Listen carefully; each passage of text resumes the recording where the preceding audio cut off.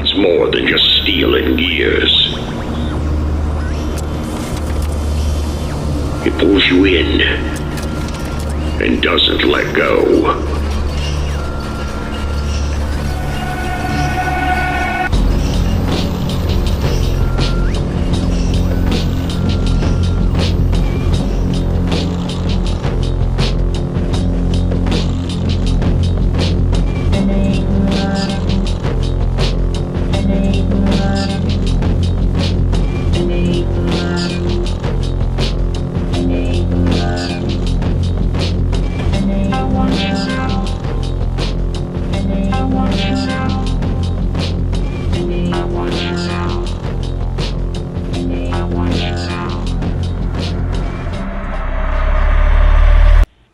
Okay, hello. Welcome to another episode of The Carousel. I am here with Skilos, who is Vice President of Cascade Frontier, which is an Old Glory connected organization. We'll talk about what all that means.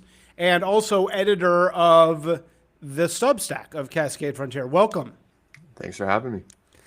So, the topic that we'll start with today, I mean, we can just talk about anything, but the thing that everybody seems to be freaking out about is about male friendship and what that means in today's world. And I think you're the perfect guy to actually talk about this because your organization is sort of involved in this notion of basket weaving, which is drawing connections between men in particular who are fighting against the Borg, fighting against globo homogeneity, or whatever you want to call it. So, yeah, maybe start by just telling us what actually is Cascade Frontier.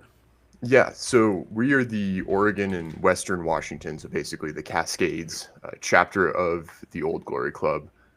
And the Old Glory Club is kind of a U.S. nationwide group of lodges, you could say. So kind of plugging into that old style of like an Elks Lodge or a Masonic Lodge or whatever, where the national organization has certain vibes and certain things that they want to get done, but then there's a lot of autonomy. So each individual organization can kind of we don't even have necessarily like geographic limitations, so you can overlap and people can be members of up to 2 orgs. And the general idea is like exactly this, like fostering kind of male friendships, male fraternity, and de-gayifying the U.S. De-gayifying the U.S. That's scary. All right. So what's your take on this? I have this post. It's always funny what people respond to. And what they respond to always seems to be not effort posts, not funny jokes, not deeply insightful this or that, but some random piece of shit that I wrote, while completely distracted at a stop, at a red light, and paying absolutely no attention and to the language or anything and just shit posting, right? So everybody freaked out about this shit post that I wrote that says, and again, I don't stand, it's not like I super stand behind this or anything. It was just me screwing around. But for men, friends do not exist. You have only your war band. You should watch them closely. And if they fail challenges of loyalty or strength, and I guess people found that very cringe, or if they seem like they want you to fail deep down, or if they need their own glory at the expense of the band, just ghost them. So it's sort of a critique of this notion of male friendship. So where do you stand on this? What is male friendship in the world today? And, a lot of this for me is coming directly from Nietzsche. So, yeah, I don't know. What's your take? Yeah, I mean, on, shitposts going the furthest, more broadly, I think there's a way in which people kind of plug into something when they're like not trying that hard. Reminds me a bit of like George R. R. Martin writing his books. He like writes the first 3 in just like this fused state, and they're great. And then like as he thinks about it, it gets worse. So there's a way in which just like plugging it, as a stop sign, and then you're like, oh crap, I've got to walk across the street, is like more real, and you tap into deeper truth that way than if you're actually trying. But on the object level, like friends, I think my take would be almost the direct reverse, but 100% agree with like the supporting evidence. I would say that only male friendships exist because the way that I define a friendship is somebody who calls you on your crap. And I would say male friendships are built around calling you on your crap and making you better. Female friendships are built around supporting you in your crap and kind of making sure everybody's on the same like fine level. And so, yeah, like I would say a warband is like the definition of like maximum functional friendship, where guys, the classic thing, right, is like guys bond like they're driving a car. Like they face in the same direction, they're accomplishing a task, and then they like briefly glance over at each other to make sure that the other guy, you know, isn't going to screw up the foxhole. Yeah. So where do you see, like, when in your efforts to build this stuff, where do you see things happening? You know, like what do you see? Yeah. I mean, like, how are you handling this stuff? Yeah, especially given the fact that a lot of people are like aggressively urbanized these days. Some of my favorite ways of testing people and kind of feeling them out, I like to call it redlining, right? Like a car, if you want to see what it can do, like you push it to the limits and then you kind of back off from there. So same thing with a male friendship. Like it really sucks, kind of like you're describing, where I don't know if you necessarily have to set it up as like a challenge where you're like testing somebody, but you should naturally be kind of pushing at the other guys. And, you know, you're halfway up like a really difficult hike and the other dude just hits this wall and pussies out. It's dangerous to find that out in a truly dangerous situation. And so there's definitely value in just kind of getting drinks with people and kind of establishing that baseline. And sometimes that's where you have to start, right? Like I kind of call that like the pub phase, where like you're literally just building the fact that you can interact with these people and like them. But the faster you can get people into that deep water, I think the better. Okay. So how do you get them in the deep water? Depends on your strength.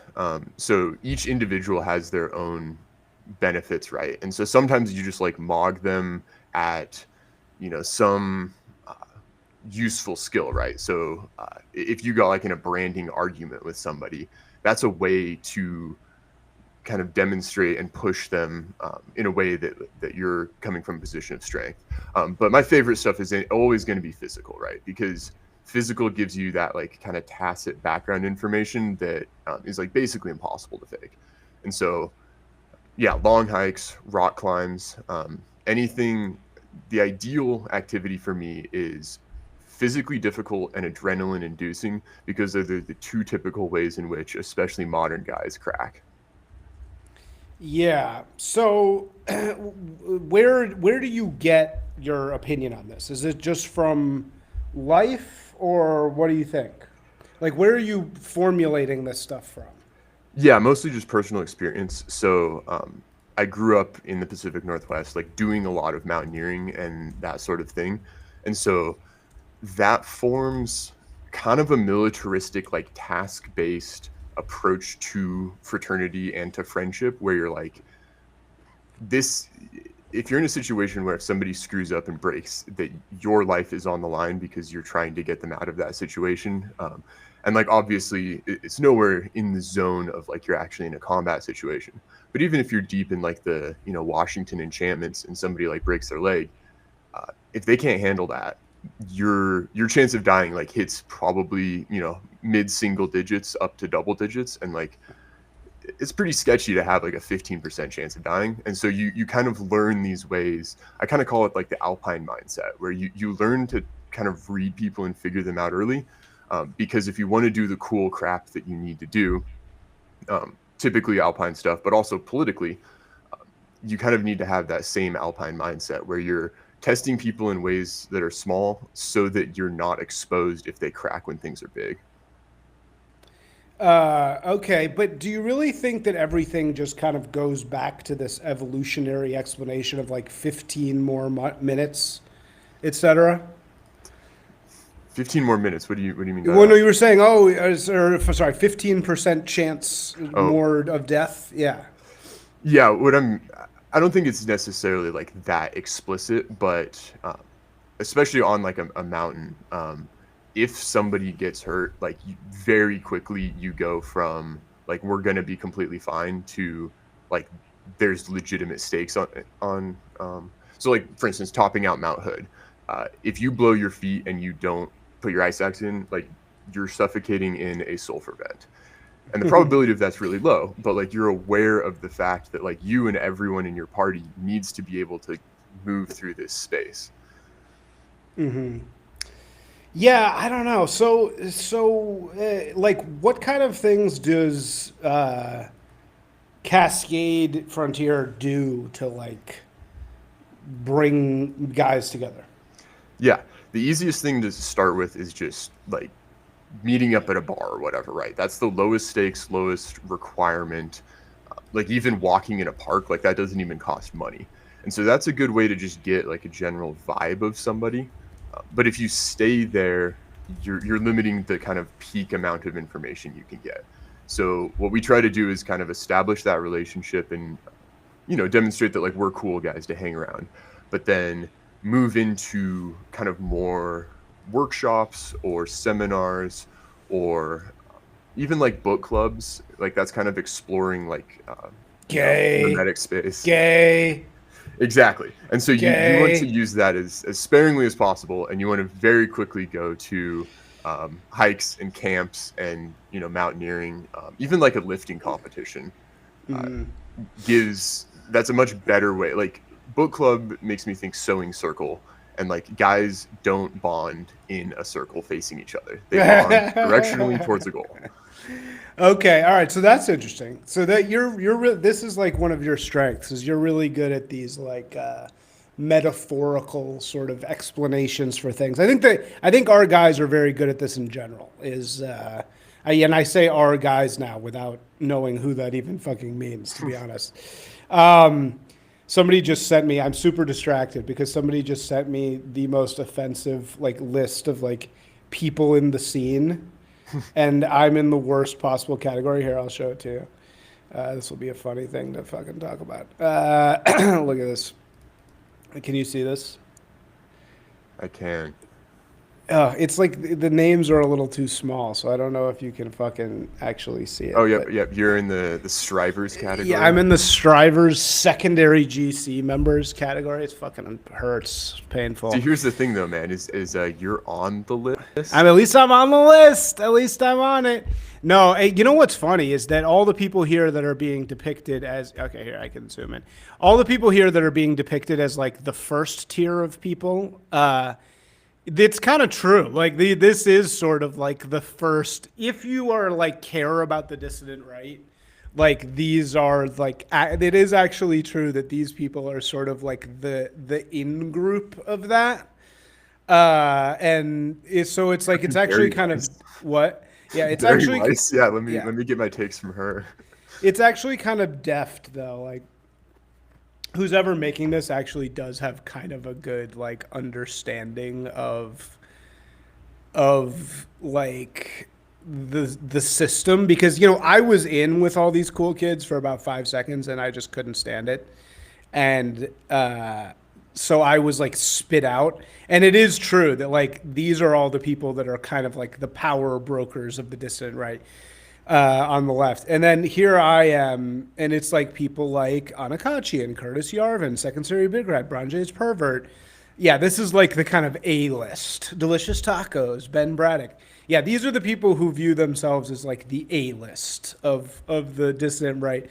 And then I'm in the Strivers secondary GC members cheap prostitutes category, along with Josh Renier, my boy. Perry, I'm surprised Perry's been demoted, but that's like pretty actually like deft, because it's true. Like this whole group is kind of like the second tier.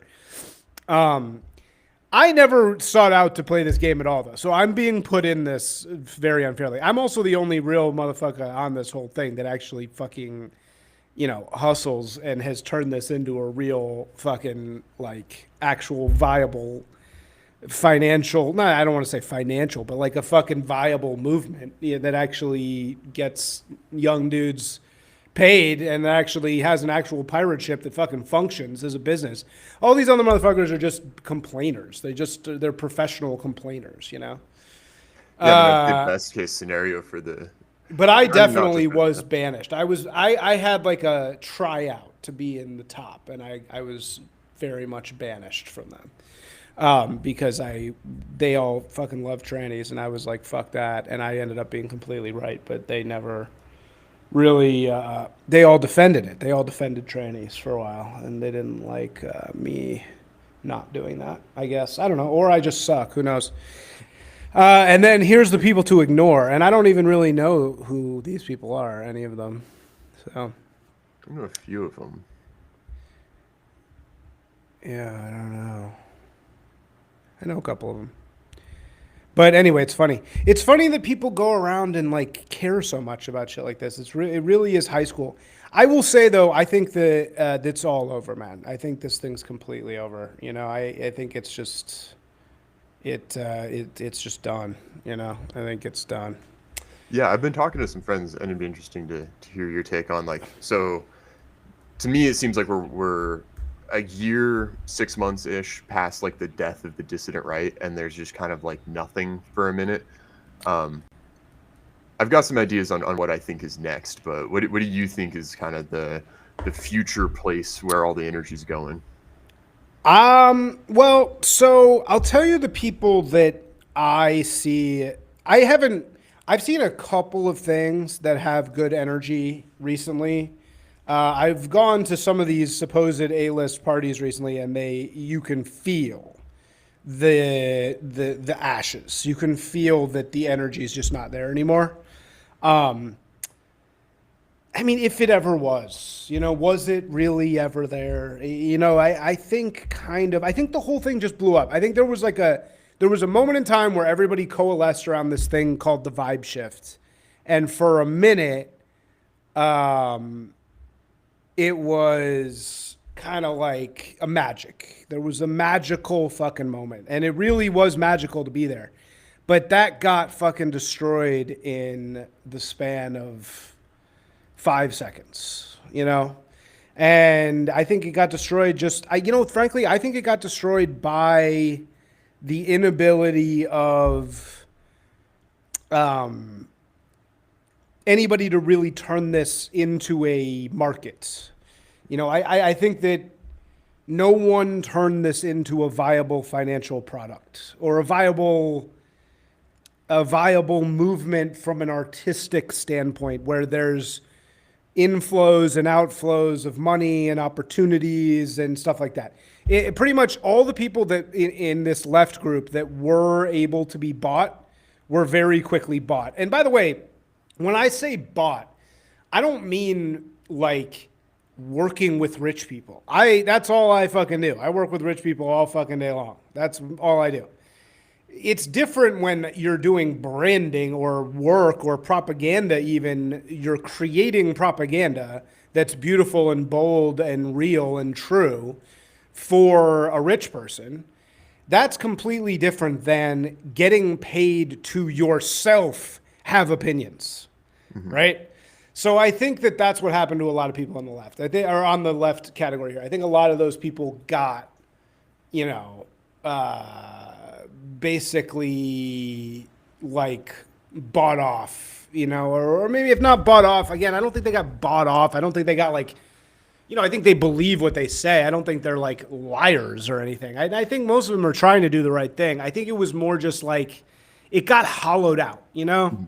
The thing got hollowed out, which always, if you don't have a really, really strong immune system internally, which I have, and most people don't, because I just worked in the mainstream for so long, like none of these people ever really had real jobs, you know? So when the real jobs came, they didn't know how to deal with it. They didn't know really what to do, you know? And they were just like, oh, well, I'm going to get paid all this money to like to say things. And that sounds great. You know, they didn't realize that doing that was snuffing out their own fire, I think. And so I think that that's a little bit what happened. You know, I think where's things going to go? I mean, the energy is still there, kind of. I mean, there's your guys' stuff, which I think has definite legs. I think will last for a long time. There's all the young literary guys, you know? And they have real power. You know, they're really going for it. I think somebody will come out of that scene. I think that scene is so there's such a strong desire for stuff to like come out of that. I think that'll produce something. I don't know. What do you think? Your turn. Yeah, I think nail on the head where I think the notable figures you kind of describe here, the people on the left of the graphic, but if someone's listening, the take sellers, notable figures, like basically the big dogs, anybody like 50K and up. To me, they represent something I've seen on the right as a struggle for a long time, which is like, I call it like position versus flow. So in like a brokerage, like if you're selling stocks, people always think about things in terms of like being right. Like they're the guy who wants to be like the end of the line and be correct. And so it's like you want to buy the call and then the stock goes up and you're right, so you get paid money. And that's fine. But what you really want to be is the brokerage, right? You want to make money whenever a trade happens, whichever the direction it goes. And that's what the left gets and the right totally doesn't. Is like you look at like the NRA, right? And they set up like a few of their guys as like the buckets at the end of the rainbow and they get all the money. And the left is like, screw that. Like we're going to have 100,000 nameless guys just shuffling money around in this giant vortex. And that's what I think what you're kind of describing with the market, where until we figure out how to have just like 50K a year jobs, 100K a year jobs, just like falling out of our pockets, you're not really ever going to hit that like actually truly effective scale.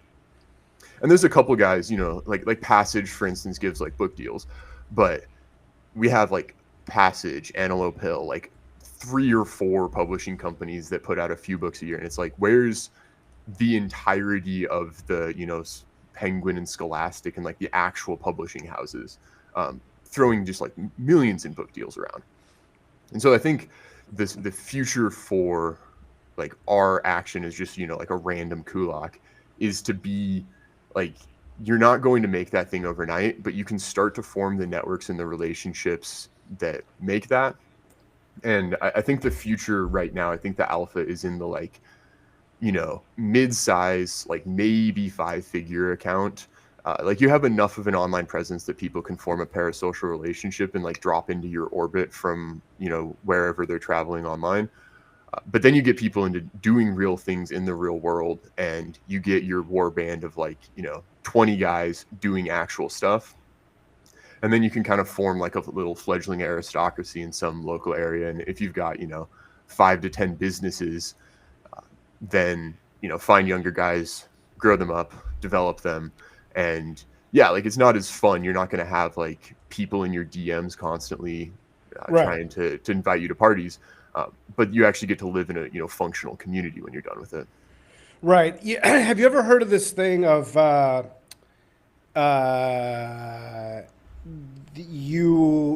are people who you have to decide as a person whether you want to be somebody who's known to be someone or do something. Yeah. Right. And I think I don't think there's one correct answer. I think it's like there's people on both sides, right? It's like some people want to be known as somebody who did something. Some people want to be known as a person, as a public figure, right? Yeah. I think yeah, sorry, go ahead. Yeah, like I think like BAP's a perfect example. Like the guy, love Caribbean Rhythms, like good, solid content. But he's a figure. And the probability that he's like a boots on the ground organizer of, you know, 30 people in a small town is like nigh upon zero, right? Like the guy needs to be out there just traveling and like posting and messaging and well, understanding. He counter signaled me yesterday, so I don't have to be nice about BAP anymore. I mean, again, I'm not going to say anything. I don't really have anything bad to say about him, but I don't have to like pretend like I like him. Which I definitely did for a long time.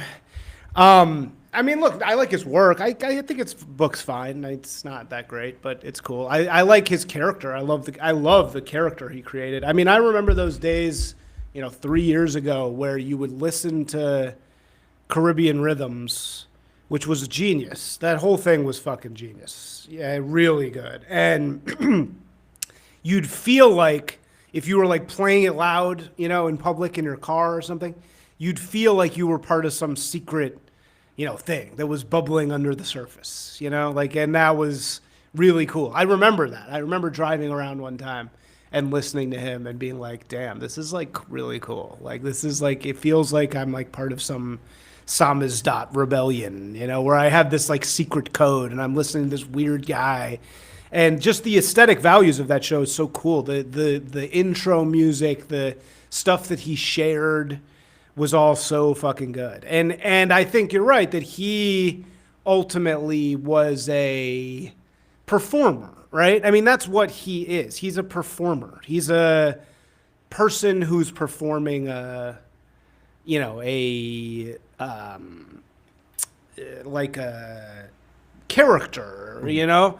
And I think that that's what all those people, and besides the, you know, the people who they're trying to say are money people, I think that that's what all those people are on the left. And I think people think that that's what I am, and I'm not. I'm like a businessman. I run a serious business. I'm a lot closer to Hestia cigarettes than I am to anybody else on that list. Mm-hmm. I mean, in Hestia, because people think, oh, Hestia is like this.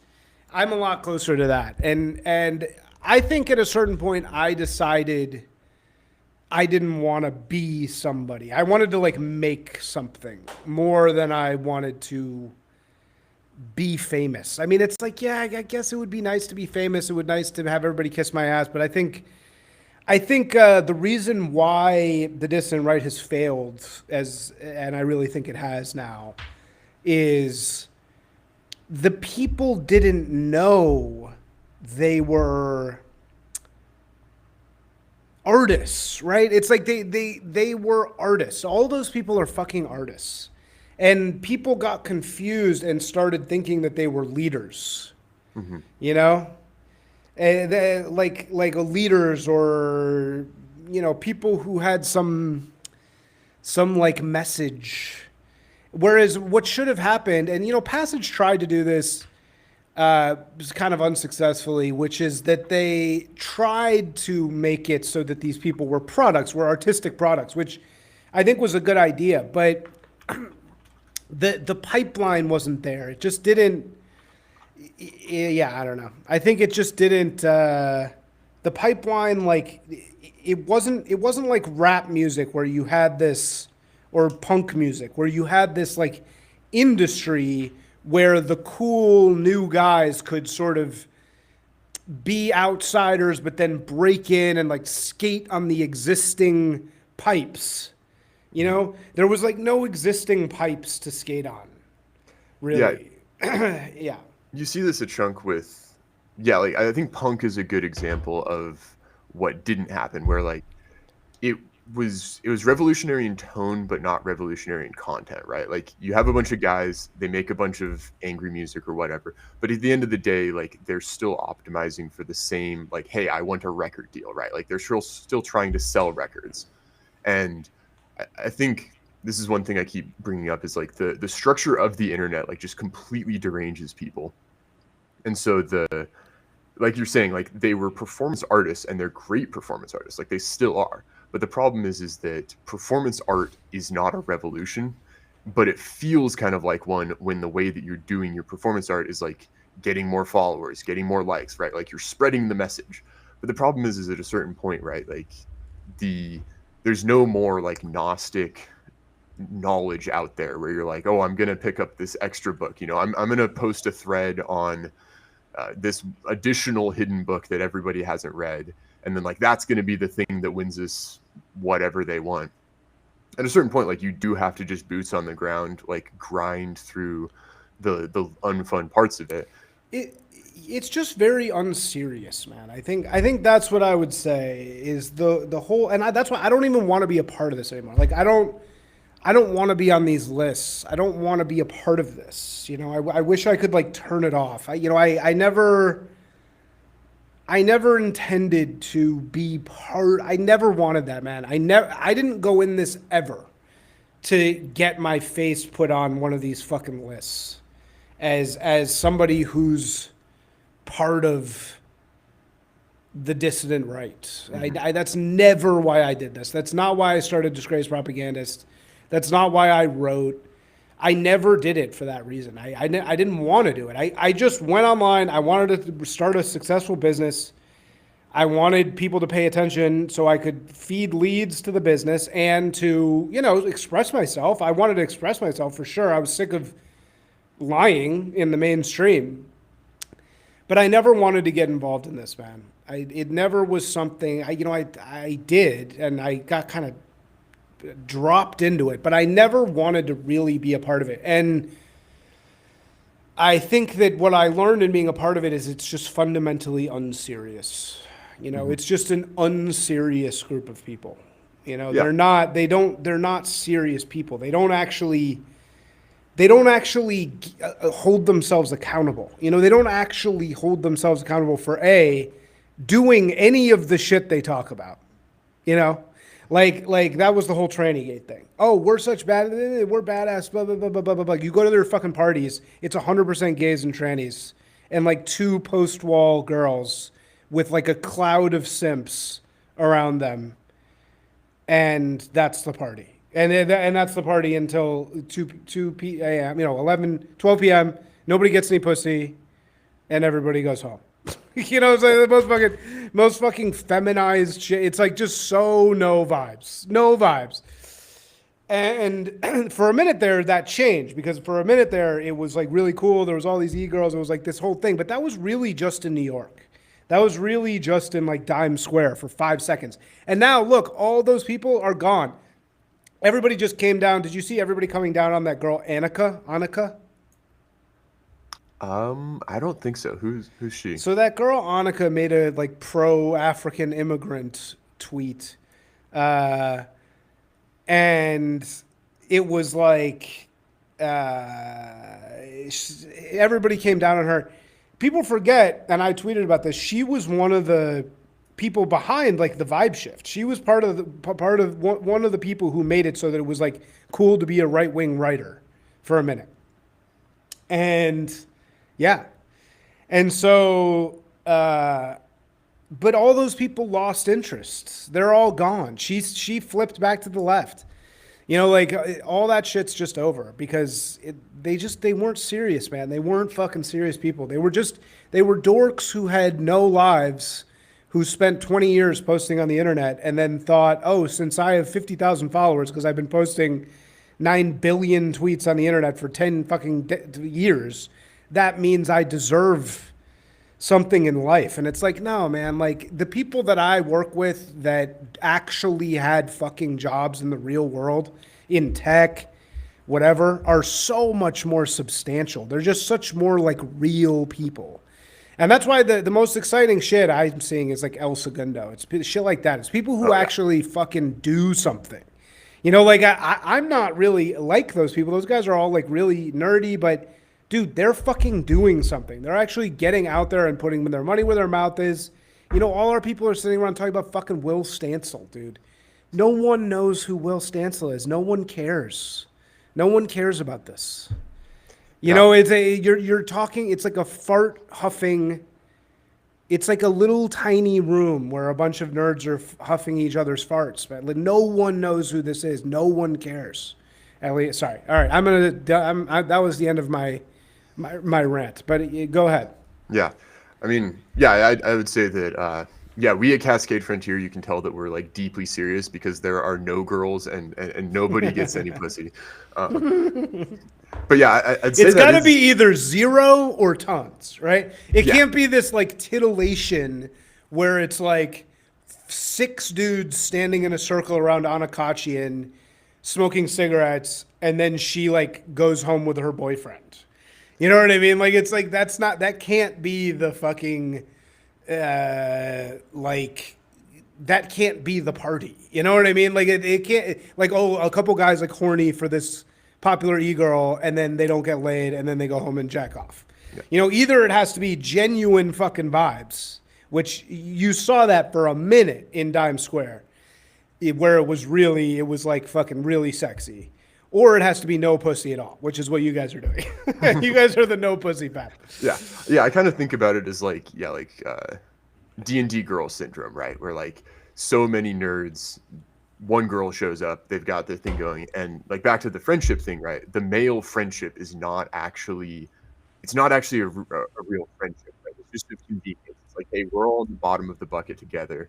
We'll just kind of be here and do something. And then the minute there's any outside pressure, just immediately, because they're not actually going anywhere. And that's why I think it's very critical, kind of like you talk about, right? Like, you didn't come online to be an online figure. It was just, it was an instrumental goal. It was something that you needed to do to get where you were going. That's exactly our take with Cascade Frontier, right? It's like, I like writing the podcast. You came on Chaining Egregores, our podcast. I like writing the articles. It's fun. But the entire point of that is just to stake out a space in kind of the meme complex and to get people offline and to actual things. Whereas when you kind of get not just like audience captured, but like incentive captured by, growing and, getting the little bit of fame that you can, or that has happened as kind of these like mid-sized accounts, if that's what you were like subtly optimizing for without knowing it, then you end up having like less fun. Like that's the whole thing of the problem with like the NRA position style versus like the Democrat leftist flow style. You actually get more money if you don't like get caught up in these like stupid little things. And so like if you remain focused on the mission, like the El Segundo guys, right? Like they're all turbo nerds, but they're going to have like bombshell wives in a decade because they're like going to change the world. And Yeah, so some of them already do. You're good. Yeah. No, exactly. I agree. I completely agree, man. Whereas